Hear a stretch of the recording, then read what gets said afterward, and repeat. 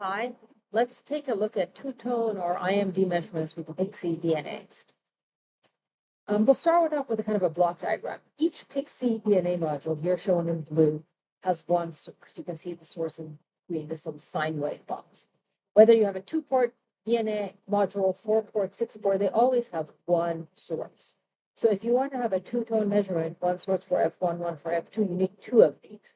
Now, of course, the configurable PXI VNAs only come in two ports.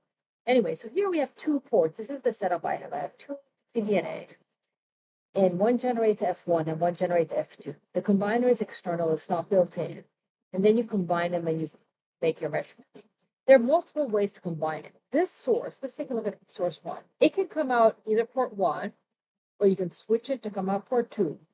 There's also a couple of other things which shown in the back, though actually in a PXI module, it's just really in the front, but it can come out source one out or source two out. So this one source, there are four ways you can configure it to come out port one, port two, source one out, source two out, and the same for this source two. So in the software, you'll have to be set up in the IMD, which of these outputs are you using? So here I'm taking this source two out because I want to leave my test port free for other measurements, for my S parameter, noise figure, and so forth. I take this source two out, and I take this source two out. These are the blue lines. I combine them. I have an external Wilkinson divider combiner, and I feed them into source two. And it's important to note that you need to feed them into a reference receiver, whether you're feeding into R1 or R2, because that's used for measuring the power, doing the leveling, calibration, and so forth.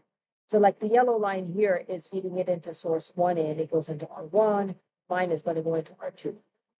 If you had this option 270, which gives you this multiplier chain for mod distortion and other reasons, you have even yet another output, which is this RF1 out. And I point this out because this RF1 out actually has more power than the source one out. So that's one more output. So now let's switch to the measurement. This is a four-port module. There's two PXI VNAs. We start off in preset. I like to start in the spectrum analyzer measurement fonts, even though I'm doing an IMD because I just find it more intuitive signals. So I start in SA. In my setup, it was ports 2 and 4, which were my setup. If you remember here, I have this using, which is port 2 really, and this source 2, this is the blue line combined, that's port 4. That's what I've got set up. So I turn port 2 and port 4 on, and let's offset this by like 10 megahertz, like 1.01 gig, and I set them up. And they're measured, if you go back to the picture, they're fed into source 2 in, which can be sampled by R2, the reference. So I'll switch this to R2, or it would be little b2, either way. R2. And let's set our frequency to the center. Center 1 gig. Let's do a span of 100. And I'll do an auto scale, peak search. So there's my 1 gigahertz signal. But where's my other tone I've set up? Well, I have to set up the switches to set up the paths correctly. So I come into my source tab, and bear with me, and I'll go to the block diagram in a minute. But I have to come and say port 2, I'm switching it to external. This is, I'm taking the external. I'm pushing the source out. Then I'm going to also set another switch that comes into source in, which is this is through, or this is an amplified path. And then I come and I set this to external through. Let's start off with through. I also have to go to ports 3 and 4. That's the second module. And I have to switch that also to external, because that's also going to the external. Now I have my second tone. So, and I can go ahead, my bandwidth, and actually let's reduce the span. We don't need it to be so long, 50 megahertz. And I think if I do 1.05, falls in the middle. And let's do a scale of 10D per division. Move this up. So this is what the signal looks like. I want to point out what happens if you pick out the amplified path. If I go into source here and I say, instead of external through, give me the amplified path. Now I get more power, but I also get more harmonics. This is the higher power path. So it's sort of let's put on marker peak. Let's do minus 60 multi-peak search. So you can see this is the two fundamentals, and these are the third orders just of our system. But if you pick the external through path, it's a lot cleaner, but your output power drops. So now let's take a look at the output power. If there's not a, without doing a calibration, there's not a simple way to look at output power in the FA channel, but let's set up a, let me put this in hold. Let me set up a standard channel. And I'm going to switch my measurements to R2 again. And I don't need all these markers here. Markers, set up. Oh, okay. I'll just do one marker, and I'll do it at 1 gigahertz frequency, 1 gig, span, 10 meg, and we don't need it to be, let's do just 21 points. Now I'm going to change my settings. So I'm set up the path the same way as my IMD. This was external. Let's start with external through. We're really only doing port one of them, but we'll just do them for completion's sake. So this is set up for that external path. It's going through the combiner. And if my power setting says 0, I read -6. And let's see what's the max. Oh, and then I'm going to do one more thing.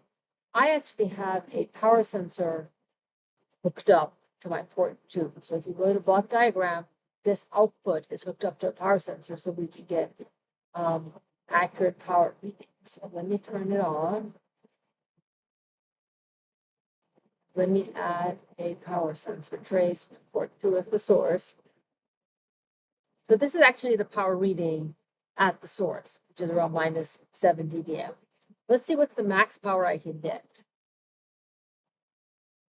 before it goes on level. Okay, somewhere around, let's clear this error, around -3 dBm, because if I push this up, yeah, I can't get -2. So the most I was able to get is -3 dBm, and this was the external through path. Now let's go take a look at the numbers. Remember, -3 at 1 gigahertz. Let's look at the data sheet. If you go into the data sheet, and it's towards the end, so I usually go to the test set block diagrams and then I scroll up. There's a table that says test port source out power, maximum level power at source out. And we're using source 2. Note if you're using source 1, that has more power, like this is -1, this is -5. So if you, or we happen to be on source 2, which has less power, and we're at 1 gigahertz. So in the 1 gigahertz range, I have a typical of 7. And these are not specs, so they're not guard banded. This is what it is. So I have about 5 dBm of power coming out here. And I have a 3 dB loss in this combiner. So that's 5 minus 3, and now I'm at +2. There's loss or gain in this path. So then we go back to the data sheet. There's this table here that says gain between source input and test port. So it's either gain or loss.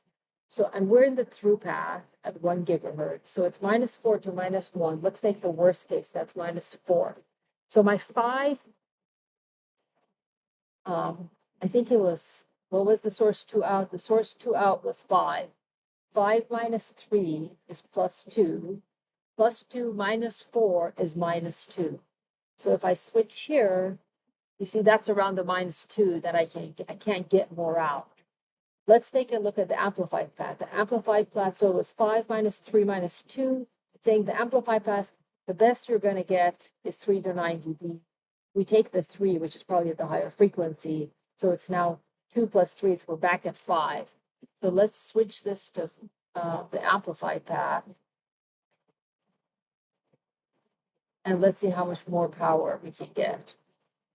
Oh, so, all right, yeah, 7 went unleveled, but you can see we can get 6, which is close to the 5, that the data sheet said. So that's how you can understand the max power. You can do this for the measurement. And actually, most people would probably be making this, measurement in actually an IMD channel.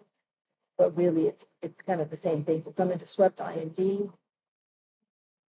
And let's say my first source is port 2.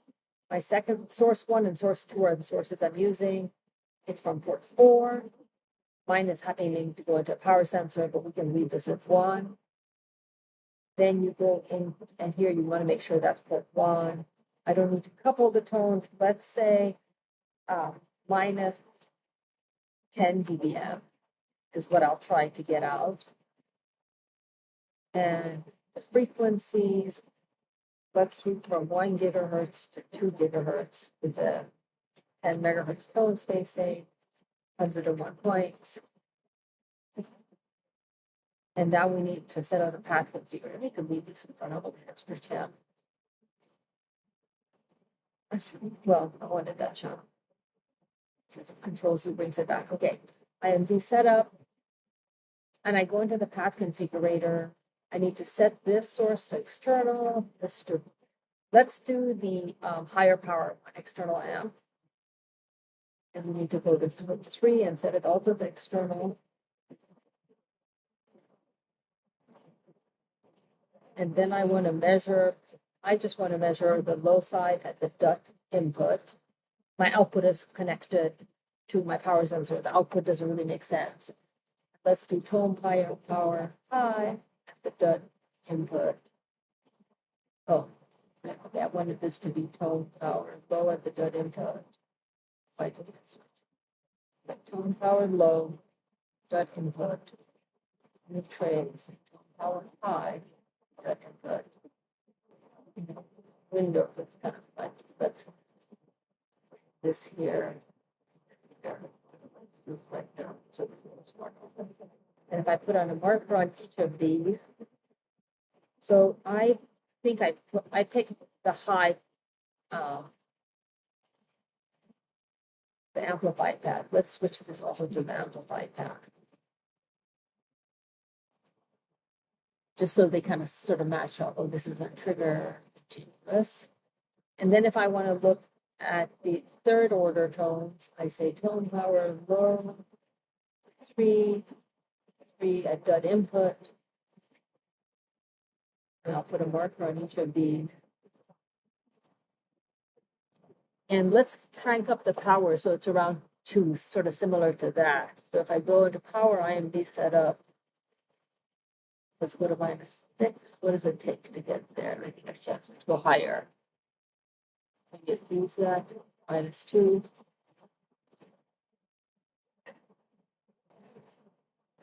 Zero. Let's go to 1. Yeah.